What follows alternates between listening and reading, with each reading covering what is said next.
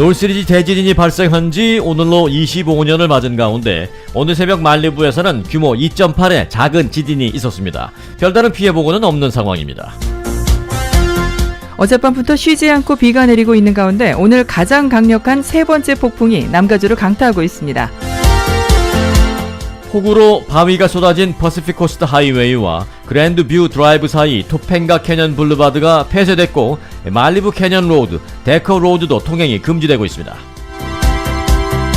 이번 비는 오늘 저녁을 기해 차츰 그칠 전망이며 내일은 대체로 맑은 가운데 30% 정도의 비 내릴 확률에 그치겠습니다. 30년 만에 진행되는 LA 통합교육부 교사 총파업이 나흘째를 맞은 가운데 교사 노조와 교육부 간의 협상 재개 조짐이 보이지 않고 있습니다.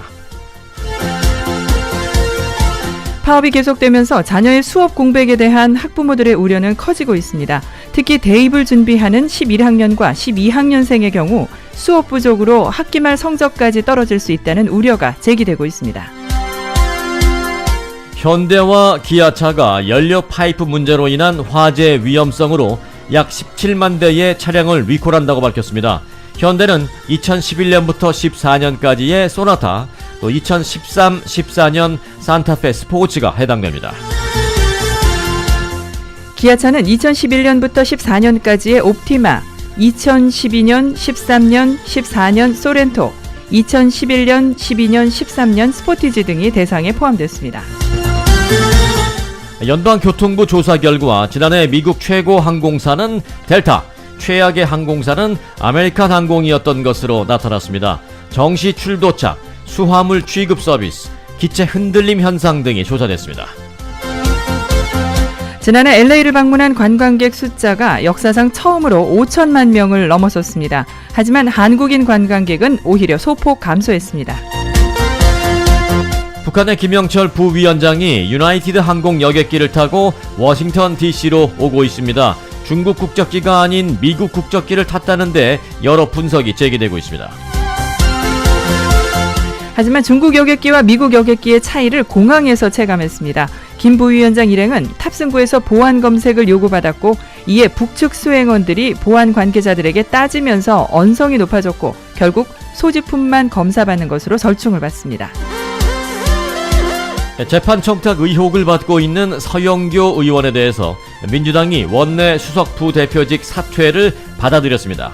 반면에 부동산 투기 의혹의 손혜원 의원에 대해서는 조치를 취하지 않기로 했습니다.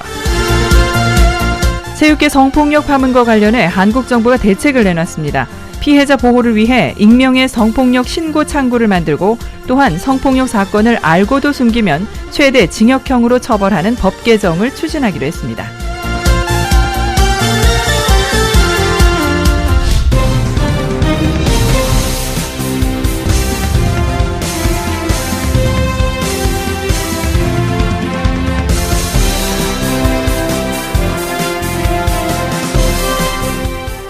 여러분 안녕하십니까, 송봉훈입니다. 안녕하십니까, 승기선입니다. 2019년 1월 17일 목요일 위코리아 뉴스쇼입니다.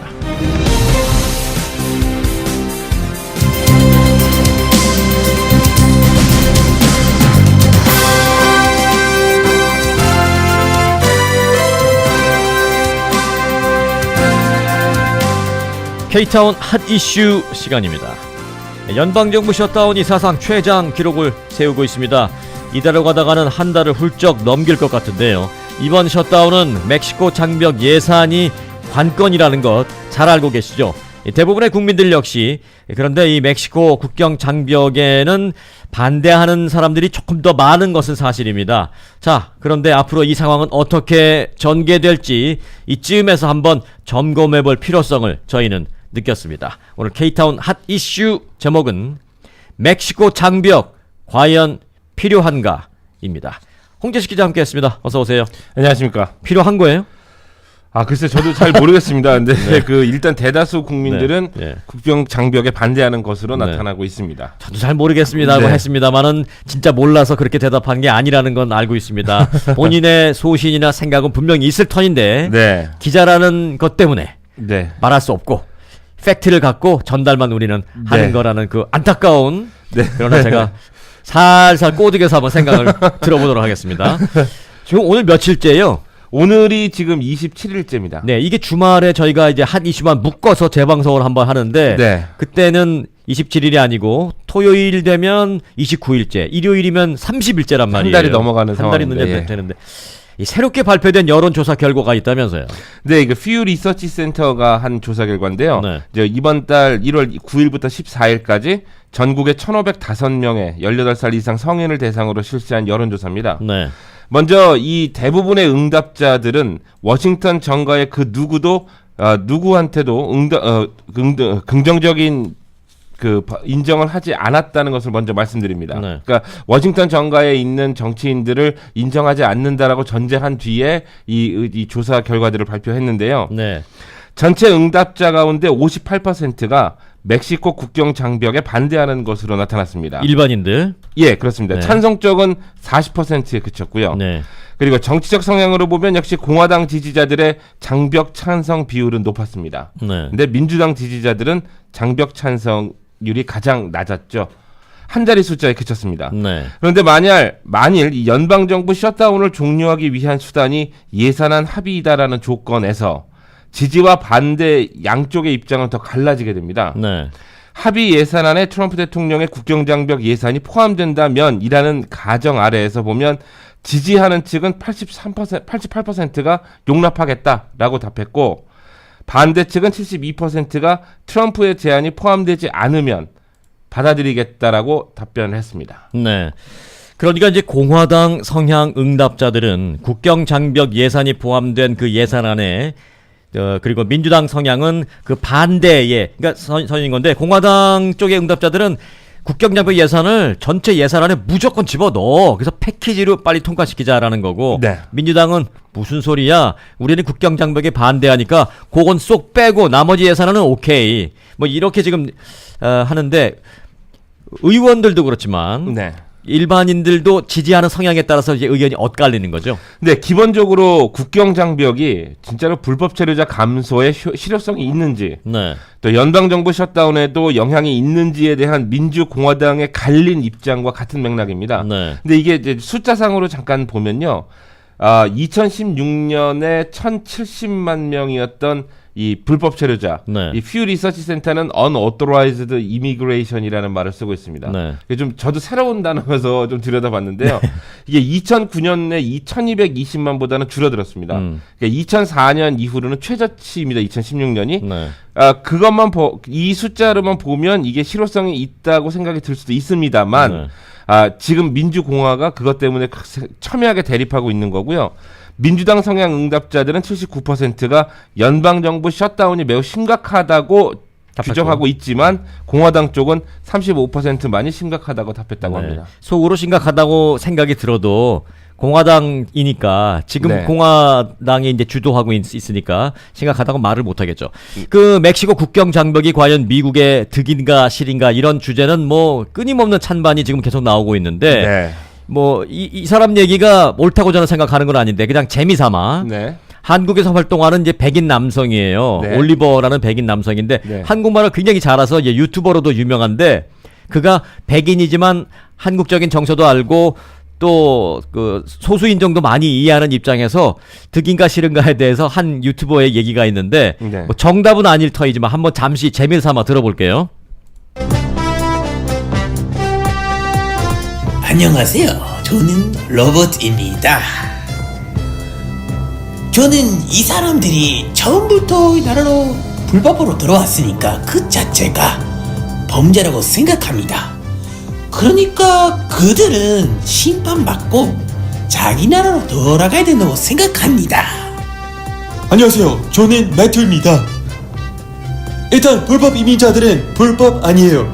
그냥 서류 얻는 이민자들이에요. 이 사람들은 더 좋은 기회, 생계를 위해 가난한 나라를 피하기 위해서 이 나라로 왔습니다. 우리 조상들도 마찬가지입니다. 더 좋은 기회를 위해서 이 나라로 왔습니다. 자, 반갑습니다. 여러분들도 새로운 분위기에서 새로운 분들 보니까 신기하죠? 저도 기분이 새롭네요. 아무튼 토론을 시작해 보겠습니다. 첫 번째, 경제에 해를 끼친다. 많은 사람들이 미국 경제, 불법 이민자 관계가 깊다고 생각합니다. 불법 이민자들이 저임금을 받으면서 미국 사람들이 하기 싫은 일을 대신 하고 있다고요. 예를 들어서 공장, 농장, 막노동 같은 일이요. 찬성하시는 분 의견은 어떤지 궁금하네요. 방금 미국 시민이 하기 싫은 일이라고 하셨는데요. 미국 시민들이 게을러서 안 하는 게 아닙니다. 불법 이민자들은 최저 시급보다 더 낮게 4달러, 5달러로 받고 일합니다. 그렇게 벌어도 자국에서 버는 돈보다는 많으니까 불만이 없는 거죠. 이런 상황에서 미국인들이 어떻게 경제합니까? 당신 같으면 5달러 받고 생활할 수 있겠습니까? 그 사람들은 미국 사람들이 하기 싫은 일을 대신 하는 건 아닙니다. 일자리를 뺏고 있어요. 그럼 그런 이유로 모든 불법 이민자를 쫓아내야 된다고요?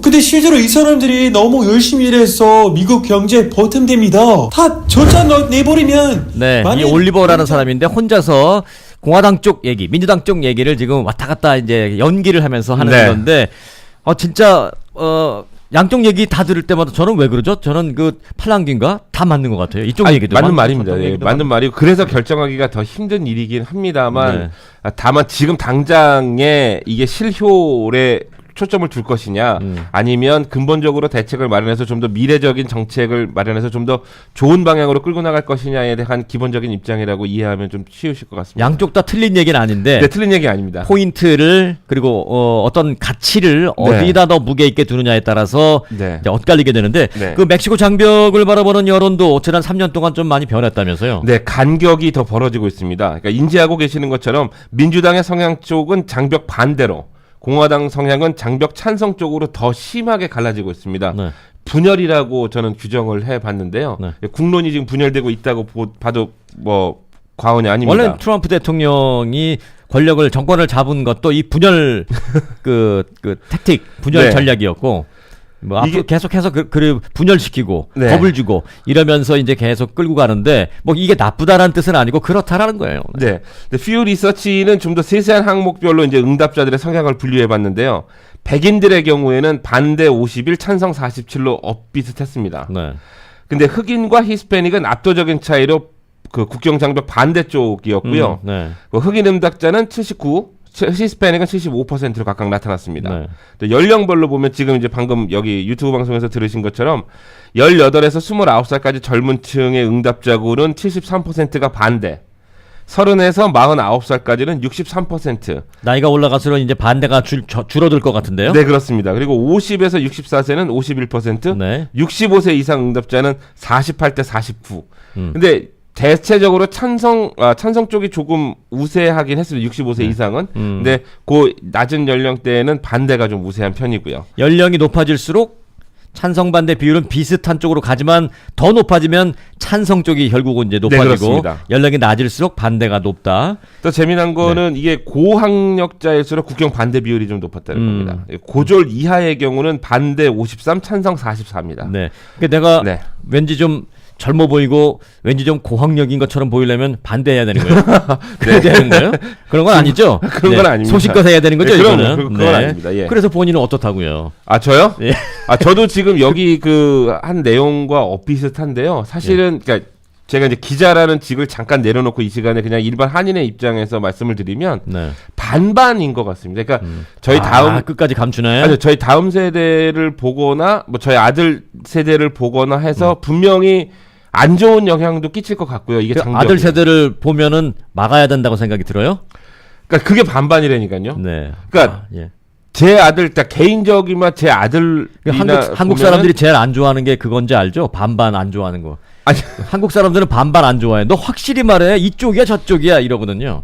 근데 그러나 반반도 의견입니다. 네, 분명한 반반입니다. 반반도 의견입니다. 반반이네. 네, 분명히 제가 말씀드리는 거는 트럼프 대통령의 이 강한 정책에 따라서 뭔가 긍정적인 효과는 나올 수 있습니다. 네. 근데 다만 그것이 전체적인 미국 미국이라는 국가 브랜드와 국민들의 정서상으로 봤을 때는 그것을 더 넘는 더 좋은 정책들을 반드시 만들어낼 것이라는. 몰라 무슨 소리 하는지 모르겠어요. 이 본인의 소신을 들키지 않기 위해서 굉장히 멋있는 말로 감추는 포장하는 걸로밖에 안 들리는데. 아닙니다. 다시 이제 쟁점으로 들어가 봅시다.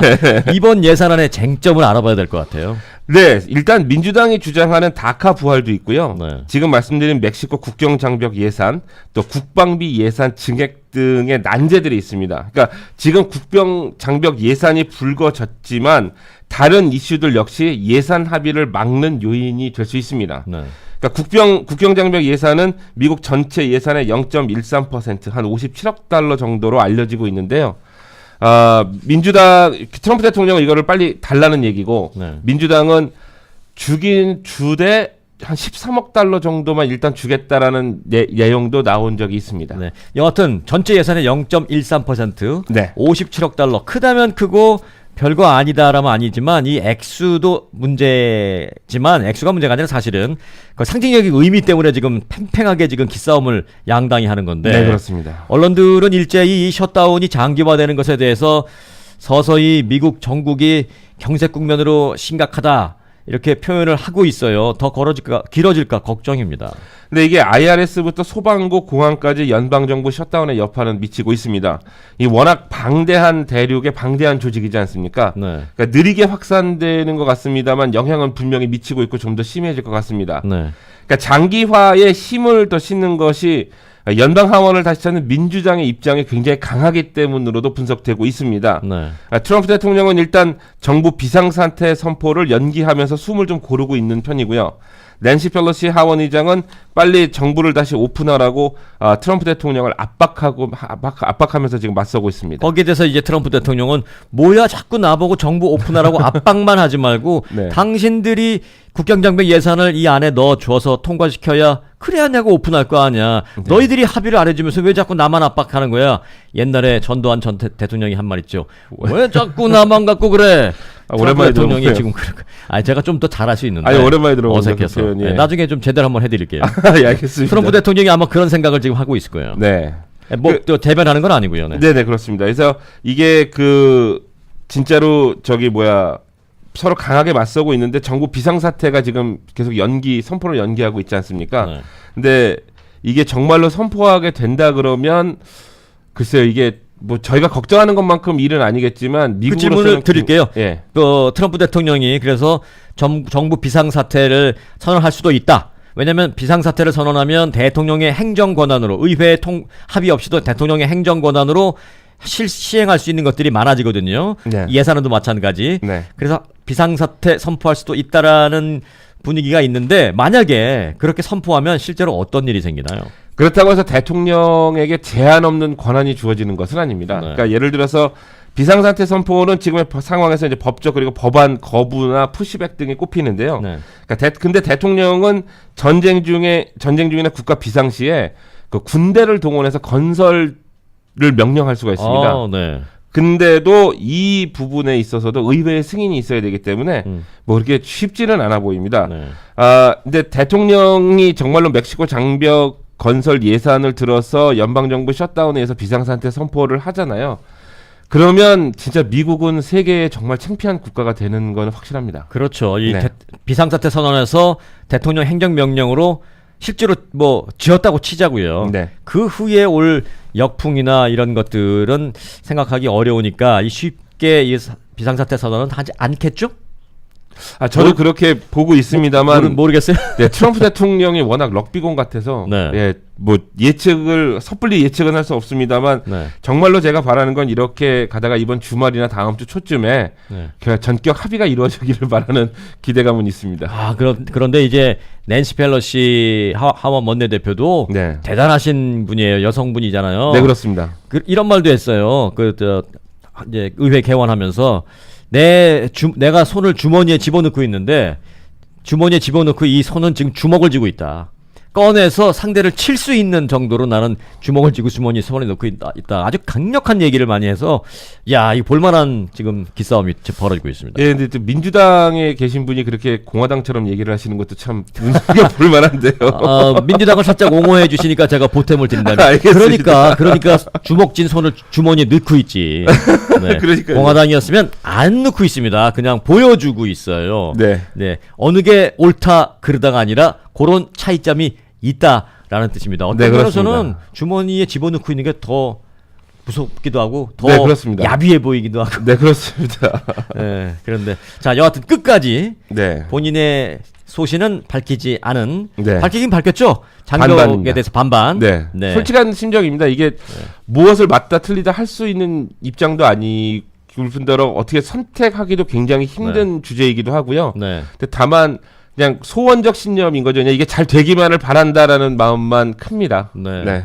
저는 자꾸 이제 본인의 생각만 얘기하라고 다고치고 내 생각 얘기 안 하니까 치사하다고 생각할 것 같아서 저는 말씀드릴게요. 저는 반대예요. 왜냐면 저희가 뭐 민주당 그렇지 않아요. 저는 공화당으로 등록되어 있습니다. 네. 그럼에도 불구하고 장벽은 반대예요. 왜냐면 장벽이라는 걸 세우면 그들이 그걸 또 뛰어넘을 수 있는 또 다른 방법으로 자꾸 넘어와요. 그러면 더 높이 세워야 되고 한두 끝도 없거든요. 그래서 그들이 넘어오지 않을 수 있는 근본적인 대책을 그 돈 갖고 만드는 게 낫지 않을까라는 생각인데 제 생각이 맞다고 생각하지 않아요. 왜냐면 정답이 없는 것 같아서. 네, 이게 사실은 멕시코 정부 자체도 문제가 좀 많기 때문에 네. 그쪽에서부터 근본적인 대책도 반드시 강구돼야 됩니다. 멕시코가 경제 개발할 수 있도록 도와주면 이런 문제가 좀 어느 정도 해결될 텐데 또 멕시코가 경제 개발이 돼서 미국을 위협하면 좋을 거 없으니까 이것도 싫고 저것도 싫고 애따 모르겠다 장벽 세우자. 오늘의 주제였습니다. 홍지식 기자였습니다. 고맙습니다.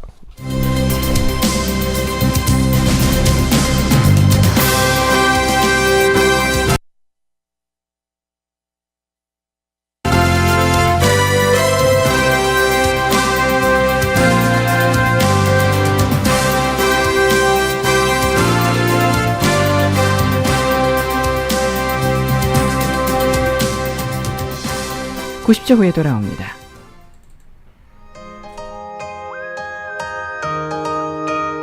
안녕하세요. 오리온 바디샵 데이빌리입니다. 정직한 마음과 최선 다한다는 마음가짐으로 오리온 바디샵을 운영한 지가 벌써 30년이 넘었네요. 또 한 자리에서만 오직 한 길로 바디샵을 운영해 왔으니 또 많은 손님들이 단골 고객들이죠. 정말 감사드립니다. 또한 정직과 신뢰로 여러분의 자동차를 정성껏 잘 고쳐드리겠습니다. 연락 주십시오. 저희 위치는 올림픽과 크랜쇼 코너 4100 웨스트 올림픽 블루버드 강남회관 건너편입니다. 대표 전화는 323-525-0400 데이빌리를 꼭 찾아주십시오. 감사합니다.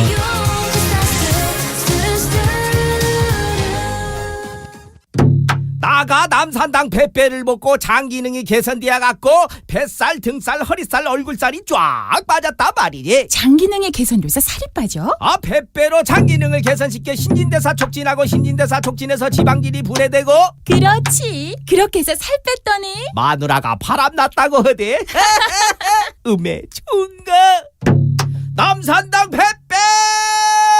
남산당 뱃배 389-9333 13-389-9333. 제니씨, 부모님이 편찮으시다고? 고생이 많겠어. 플러튼 빌라 양로 호텔에 모셔서 부모님도 저도 편하네요. 아, 한인이 직접 운영한다는? 네, 소문대로 깨끗하고 친절하고 식사도 한식이라 아주 좋아하세요. 또 치매 어르신은 특별히 따로 모시고요. 안녕하세요. 플로튼 빌라 양로호텔 영박 원장입니다. 제 부모님이라 생각하고 정성껏 모시겠습니다. 플러튼 빌라 양로 호텔 714-308-9800 714-308-9800.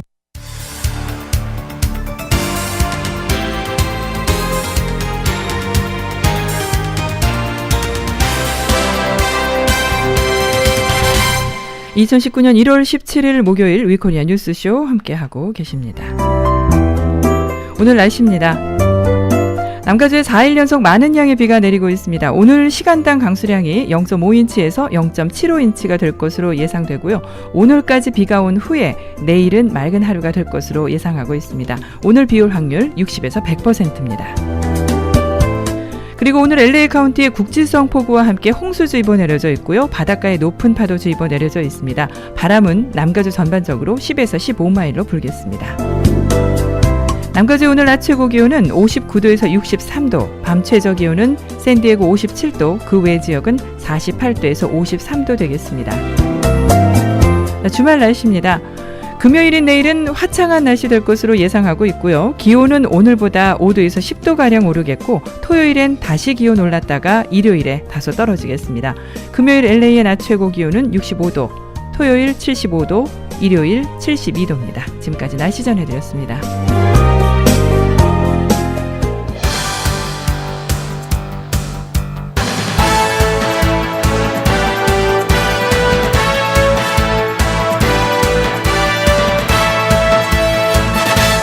네, 문재인 대통령이 수소차 홍보 대사를 자처했습니다. 수소차 전 시장을 직접 방문해서 현대차, 특히 수소차에 대해서 깊은 관심을 드러내기도 했습니다. 그래서 홍보 모델을 자처했습니다. 요즘 현대차 특히 수소차 부분은 내가 완전히 홍보 모델. 네, 현대차 특히 수소차 부분은 내가 완전히 홍보 모델이에요라고까지 말을 했습니다. 연료 전지에서 모두 세계 시장 점유율 1위를 하는 것이 우리의 목표입니다. 네, 수소차와 관련해서 2030년에 수소차 세계시장 점유율 1위를 하는 것이 목표라고 말했습니다. 말씀드리고자 합니다. 수소 경제는 에너지원을 석탄과 석유에서 수소로 바꾸는 산업 구조의 혁명. 네, 문재인 대통령은 어제 수소차 전 시장을 방문한 후에 지역인들에게 연설도 했는데 그 연설에서 이 수소라는 단어를 무려 50여 차례나 말을 할 정도로 이 수소차에 대해서 큰 관심을 표명했습니다.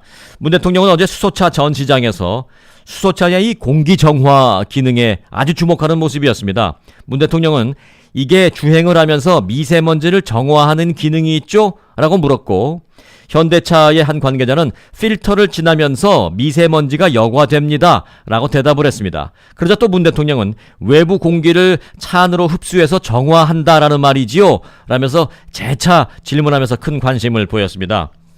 문 대통령은 발표 후에는 수소 생산 공장을 방문해서 안전모를 쓰고 직접 이 수소 생산 시설을 둘러보기도 했습니다. 문재인 대통령이 아주 애용하는 말이 있죠. 사람이 먼저다. 어제는 문재인 대통령 수소가 먼저다. 이었던 하루였습니다. 네, 미국 빌보드 차트에 진입해서 K-팝만큼이나 인기를 얻고 있는 노래가 있습니다. 동요 상어가족인데요. 어제도 연예 뉴스를 통해서 상어가족의 인기를 소개해드린 바 있죠. 그런데 이 상어가족이 표절 시비에 이어서 법원에서 저작권 분쟁까지 겪고 있다고 합니다.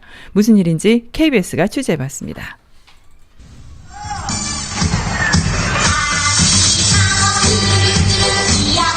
중독성 강한 후렴구로 꼬마들의 마음을 훔친 상어가족. 반복돼 있는 선율이다 보니까 아이들이 굉장히 중독성이 강한 것 같더라고요. 2015년 11월 발표 이후 유튜브 조회수 21억 회 돌파. 미국 빌보드 차트에 진입해 지난주 32위까지 올랐습니다. 그런데 미국의 동료 작곡가 조니 올리가 2011년 발표한 베이비 샤크라는 곡과 분위기가 비슷합니다.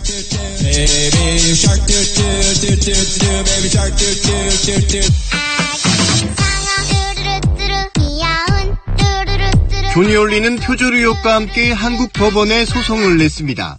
미국 전래동요를 자신이 새로 창작했는데 상어 가족이 이를 베꼈다는 겁니다. 아리랑을 예로 들자면 전통 가요로서 퍼블릭 도메인이지만 여기에 새로운 창작성을 부과하면 2차적 저작물이 될 수가 있습니다. 반면 상어가족 제작사 측은 표절이 아니라는 겁니다. 두 곡 모두 북미권의 전래동요를 바탕으로 만들어졌고 베이비샤크의 특별한 창작성이 있는 것도 아니라고 주장했습니다. 상어가족 저작권 소송은 이달 말 첫 재판이 열리는데 최종 결론까지는 상당한 시간이 걸릴 전망입니다.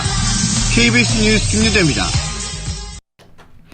로봇이라고 하면 단순 동작만을 반복한다고 알고 있죠. 그런데 단순 동작만 반복하는 로봇이 아니라 스스로 생각하고 판단해서 움직이는 로봇, 영화 같은 상상 속에서나 가능했다고 했던 지능형 로봇이 어느새 제조업이나 우리 생활 깊숙이 파고들고 있습니다.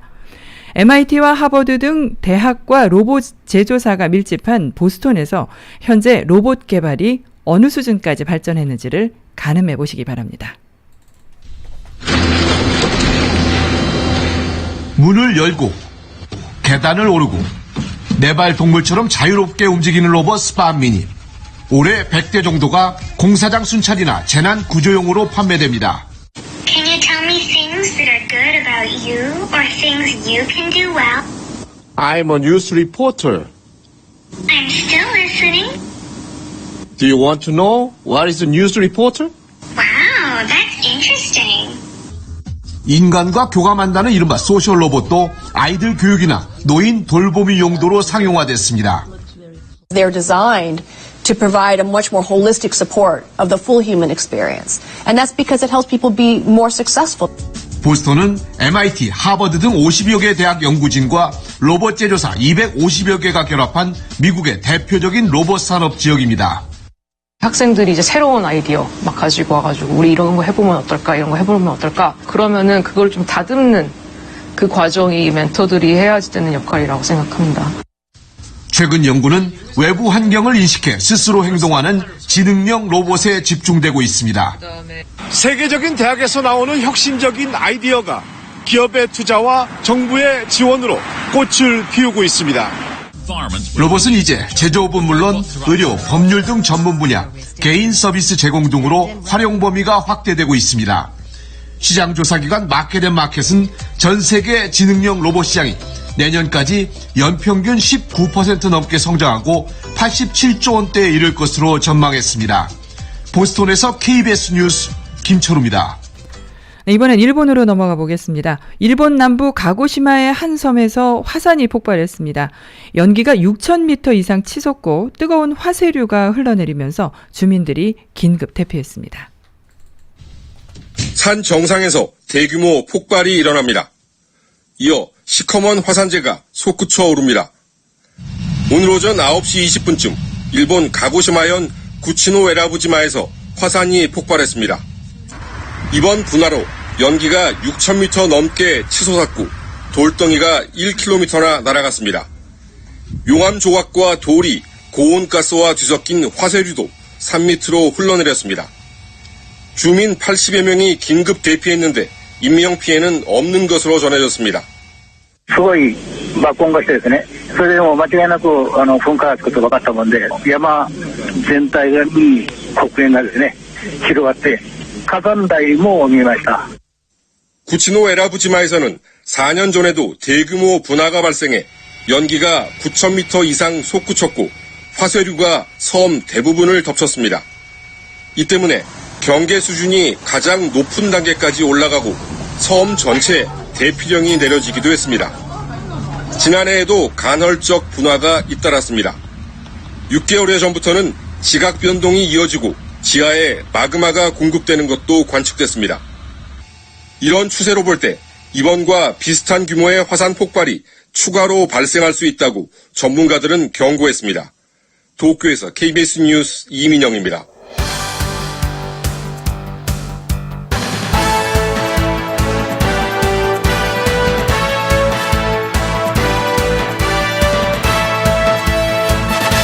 (90조) 후의 스포츠 뉴스 이어집니다.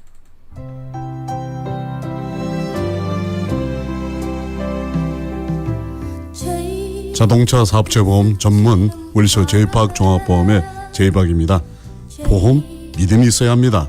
미주동포사회에 신뢰와 정직으로 쌓은 30여 년 윌서 제이팍 종합보험의 동행은 계속됩니다. 213-380-9801로 연결되는 순간부터 여러분은 스페셜이 됩니다.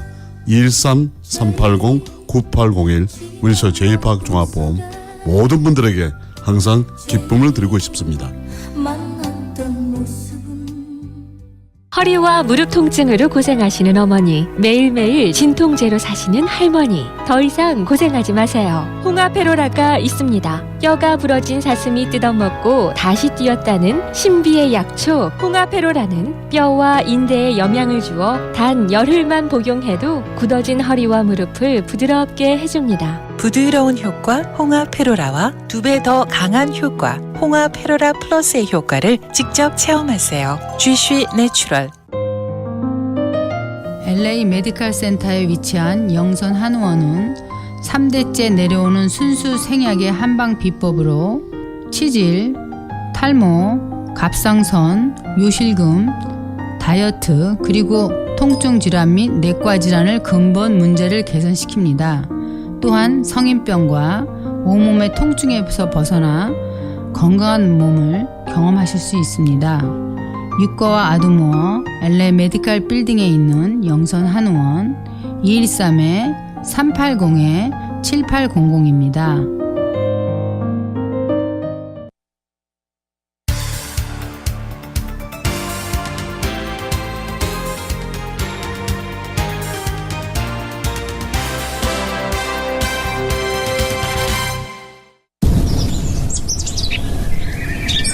햇살이 참 좋다. 네가 있어 참 좋다. 언제나 내 곁에서 따스한 미소 짓는 네가 고맙다. 바람이 참 좋다. 볼레음도 참 좋다. 살랑대는 머릿결 사이로 너의 눈망울이 예쁘다. 바람 불면 부는 대로 눈은 감고 날아가. 두 팔 벌려 하늘 보며 내겐 소중한 너를 부르네. 햇살이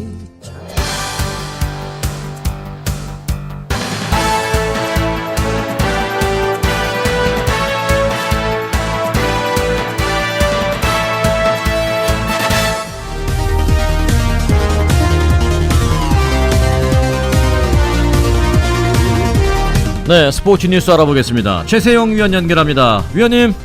네, 안녕하십니까. 네.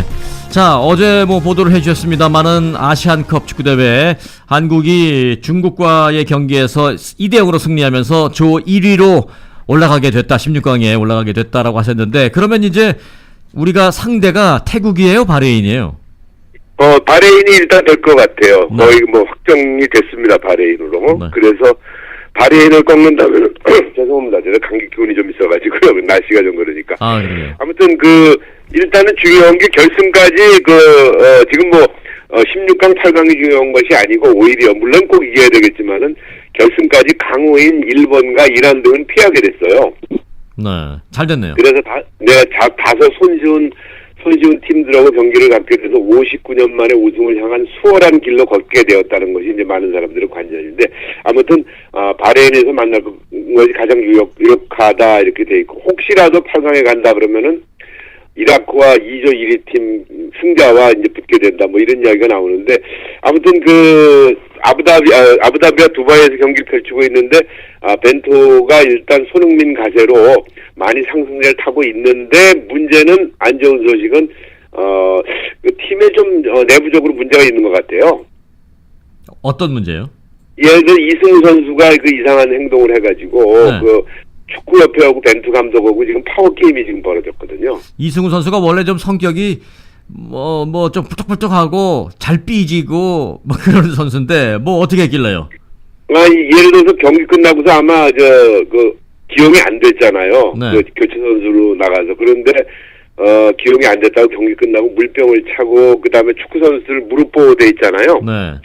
그것도 갖다 버리고, 그다음에 수건도 집어던지고 이런 모습을 벤투 감독이 들여다봤어요. 그런데 지금 벤투 감독의 얘기는 이거예요.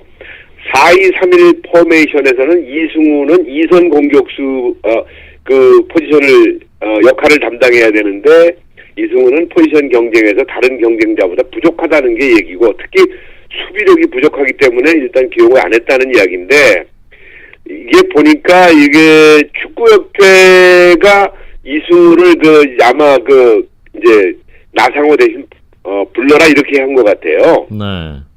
그러니까 이제 벤투 감독 이야기는 뭐냐면은 축구협회는 창전마 선수 기용은 감독의 권한이야. 또 이렇게 지금 맞받아치고 있거든요. 뭐 논리적으로 맞는 얘기죠.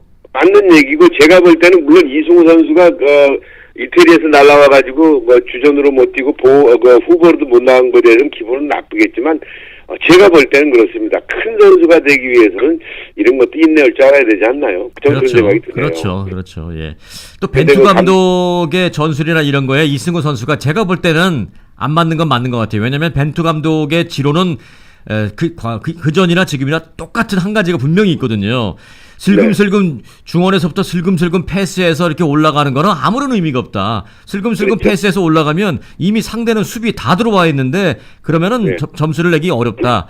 그 중원 밑에서부터 순식간에 멋지고 아주 위협적인 빠른 그런 그 종 패스를 쭉 앞으로 밀어줘서 그런 상대가 수비수가 내려오기 전에 빨리 결정을 내야지 이런 전술인데 이승우 선수는 볼 잡으면은 계속 돌리면서 패스하고 돌파하고 자신이 한두 명 제끼고 요런 걸 좋아하거든요. 그렇게 맞습니다. 하다 보면 상대 수비가 다 내려온다는 거죠. 맞습니다. 지금까지 축구 해설위원 송봉우 해설위원이었습니다. 네. 제가 이승우 얘기 듣고 궁금했어요. 네. 네, 맞아요. 그래서 제가 볼 때는 벤투 감독이 일부러 그런 것도 아니고 또 감독이 아직도 경기가 많이 남았잖아요. 네. 근데 그 본인을 갖다가 20살밖에 안 된 친구가 그렇게 감독 보는 앞에서 물병을 차고 옷을 집어던지고 이거는 제가 볼 때는 인성에 문제가 있지 않느냐. 저는 댓글 하나 올렸어요. 네. 황희찬 선수를 왜 자꾸 기용하느냐. 황희찬 선수가 이제 골문 앞에서 결정적인 순간에서 실수를 자주 했거든요. 네, 그렇죠. 예, 그래서 이제 황희찬을 왜 자꾸 기용하느냐고 욕을 먹었는데 그것도 똑같은 논리예요. 황희찬이 다른 건 잘 못해도 순간적인 전광선과 같은 그 위협적인 종패스 이런 걸 잘하거든요. 그러니까 벤투 감독이 좋아하는 거죠.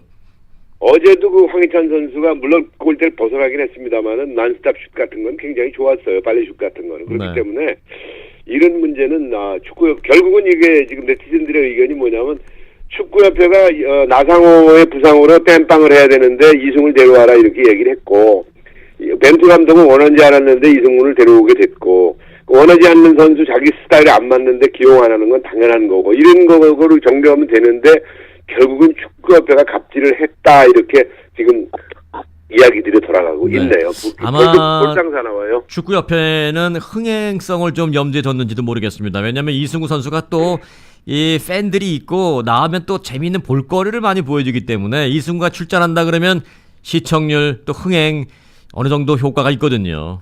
맞습니다. 그런 것도 계산을 한 건데 아무튼 이런 거 빨리빨리 내분이 정리되고 그 다음에 제가 볼 때는 이승우 선수가 기분은 나쁘겠지만 마음은 상하겠지만 큰 선수가 되기 위해서는 이런 것을 넘길 줄 아는 그런 인성을 가져야 된다라고 한마디 하고 싶습니다. 네. 베트남은 어떻게 됐습니까?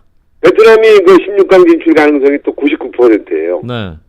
지금 현재 이제 2대0으로 예멘을 꺾었거든요. 네. 잘했네요. 네, 그래서 이제 조 3위 팀 6나라가 올라가게 6나라 중에 4팀이 올라가게 되는데 지금 지켜봐야 될 건 레바논하고 북한 경기예요. 그래서 레바논이 북한을 4골 차 이상 이기면은 레바논이 올라가지만 사실 현실적으로 레바논의 전력 가지고 북한을 4골 차 이상 이긴다는 건 쉽지 않기 때문에 베트남의 16강행 가능성은 굉장히 높다라고 말씀을 드릴 수가 있을 거예요. 거의 뭐 확정이라는 얘기까지 나오고 있습니다. 네. 네, 베트남도 쭉쭉 올라가서 결승에서 한번 맞붙는 빅뱅이 한번 있었으면 좋겠습니다. 한국과 네. 재밌겠습니다. 네. 자, 미국으로 들어오겠습니다. LA 다저스 금년 시즌에는 한국인 투수, 일본인 투수 외에도 대만 쪽의 투수도 온다고요? 그러니까요. 한중일이라고 얘기해도 될 것 같아요. 대만 뭐 중국이나 다름없으니까. 그래서 대만 투수를 데려오는데 대학생인데요. 린휘성이라는 선수인데 21살이에요. 그래서 어제 린휘성이 다저스와 35만 달러의 금액으로 일단 계약에 합의를 했고요. 물론 이제 신체 검사라는 요식행위가 남았지만 결국은 다저스는 한국, 일본, 대만, 아시아 야구 강호 3개국 투수를 모두 보유하는 그런 구단이 됐다라고 보도를 했어요. 네.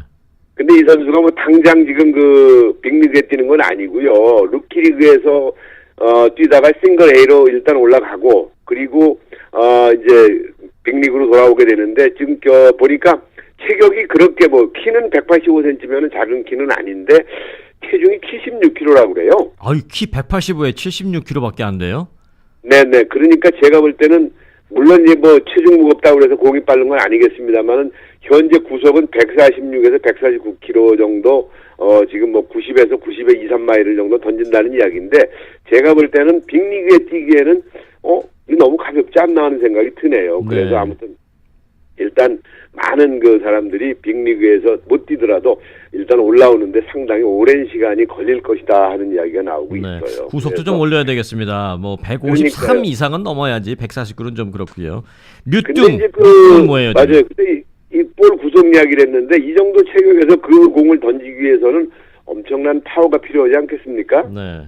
그러다 보면 또 고장나는 수가 많아요. 네. 그렇기 때문에 이 선수가 과연 당장 빅리그에서 뛴다는 것은 이제 어려울 것 같고 한번 지켜봐야 되는데 일단은 3개국의 그 선수를 전부 보유했다는 것은 뭐 재밌는 뉴스거리가 됐고 아무튼 그 유현진과 오승환 등 선수들은 스프링 캠프에 4일 먼저 도착한다고 그러네요. 그 포수들하고는. 그리고 야수들은 이제 4일 후에 스프링 캠프에 합류한다고 그러는데 아무튼 금년도 한국 선수들의 선전을 기대해 보겠습니다. 네. 간단하게 골프 좀 간추려 주세요. LPGA는 왕중왕전 오늘부터 하는데 PGA는 팜스프링스 인근에서 한다면서요? 네, 라킨타 리조트에서 이제 펼쳐지게 되는데 이제 사실은 이게 중요한 게 아니고 참 재밌네요. 타이거 우즈가 언제 나오냐가 더 큰 뉴스거리예요. 아, 우리 언제까지 타이거 우즈 할 거예요?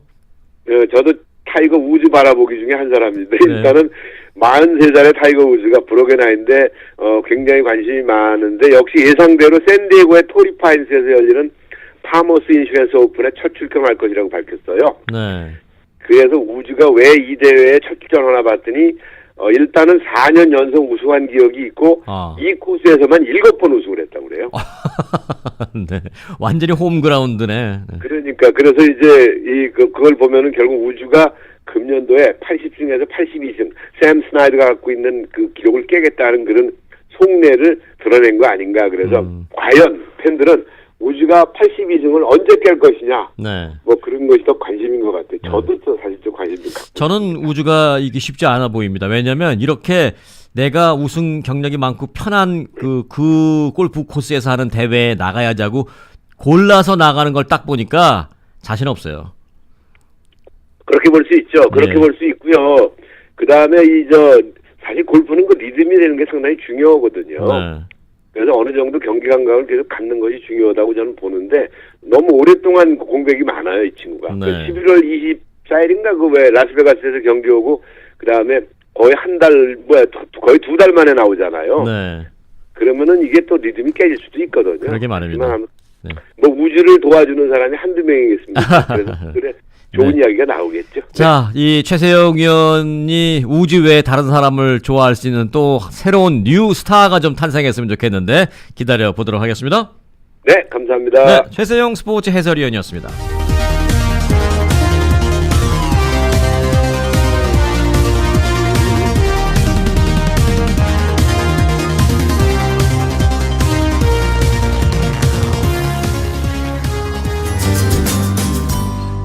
멸치국수를 하시면서 나는 굉장히 지금 육수에 대해서 막 그렇게 나는 엄청난 그 뭐랄까 멸치국수에 자부심이 있을 줄 알았더니 멸치국수를 안 좋아하신다고요? 좋아하진 않아요. 그렇지만 그거 국물에 대한 자부심은 있죠.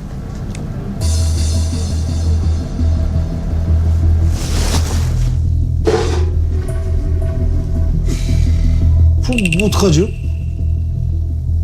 저한테 맛있게 해주셔야죠. 내가 어떻게 맛있게 해줘요? 아니 지금 본인 레시피로는 안 하셨다며. 그러니까 본인 레시피.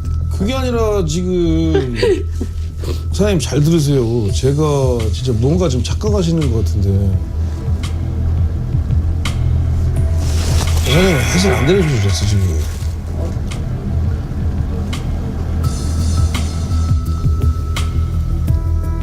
이게 제가 아무리 방송이지만 제가 볼 때 사장님은 전혀 지금 납득을 안 하고 계신 거예요.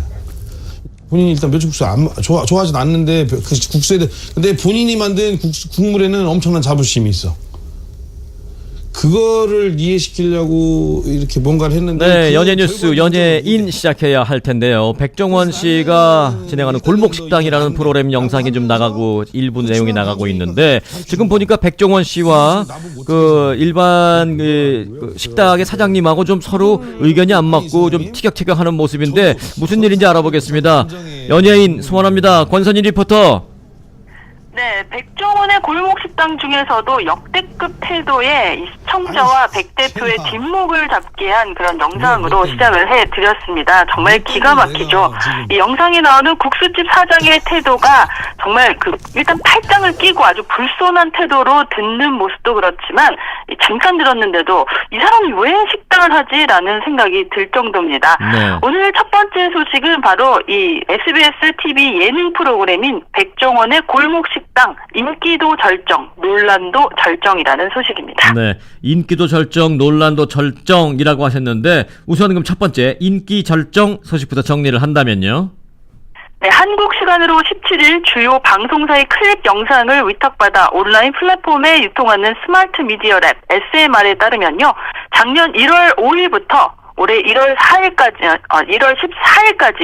약 1년 동안의 이 백종원의 골목식당 온라인 클립 재생수가 총 1억 1027만 뷰를 기록했다고 합니다. 어마어마한데요. 그런데 이제 모든 프로그램들이 그렇겠습니다만은 처음부터 그렇게 인기가 있었던 것은 아니었을 터인데 인기가 최근 확 오른 어떤 터닝 포인트가 있었다면요. 네, 바로 앞서 들려드린 8회 편입니다. 이 필동 멸치국수집 사장과 백종원의 갈등이 본격화된 시점부터였습니다. 이전까지 100만 뷰 이하를 기록하던 회당 재생수가 무려 5배 이상 늘었다고 합니다. 그러면 지금까지 방송된 분량 중에서 클립 재생수 1위를 찍은 것은 몇 회이고 또 어떤 내용이었나요? 네, 골목별 재생순위 1위와 또 개별 클립 재생수 1위 이렇게 두 가지로 나뉘어지는데요. 먼저 골목별 재생순위 1위는요.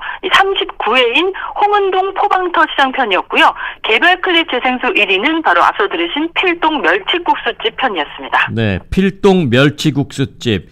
무슨 문제가 있었던 것만은 사실인 것 같은데 어떤 이유에서 그렇게 인기 절정에 오른 건지 간략하게 설명해 주신다면. 네, 우선 이 골목별 재생수리 1위인 포방터 시장 편에서는요, 이 백 대표의 극찬을 받은 식당과 또 분노케한 식당이 함께 등장을 했는데요.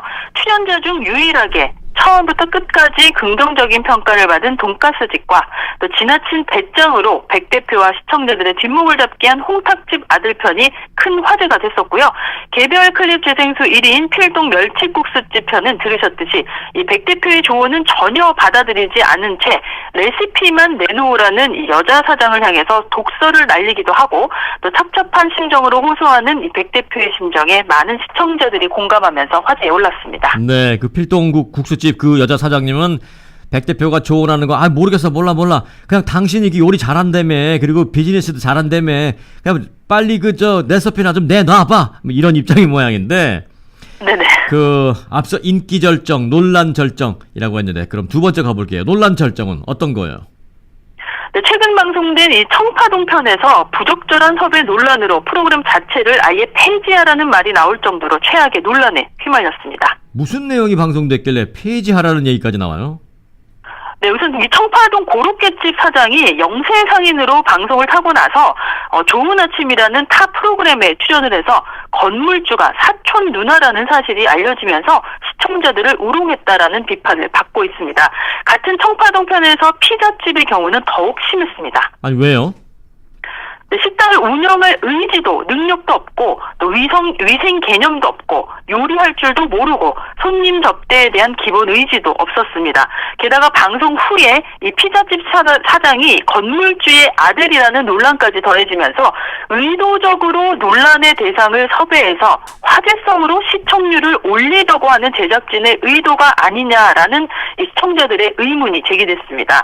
따라서 어려운 식당을 돕고 골목 상권을 살리고자 했던 이 프로그램의 취지마저 혼란스럽다는 반응입니다. 네, 화제가 된 만큼 시청률이 오르는 것은 어쩌면 당연한 순리이겠습니다만 그렇다고 해서 본래 프로그램의 취지까지 망각해서 이 시청률을 올리려고 하면 안 되겠다라는 생각이 듭니다. 인기 절정, 논란 절정에 오른 백종원의 골목식당 본래 취지를 잘 찾아가길 바라보면서요. 오늘 시작할 때 스폰서 제공 멘트를 우리가 깜빡하고 갔어요. 이 연예 뉴스는 어디 제공이죠?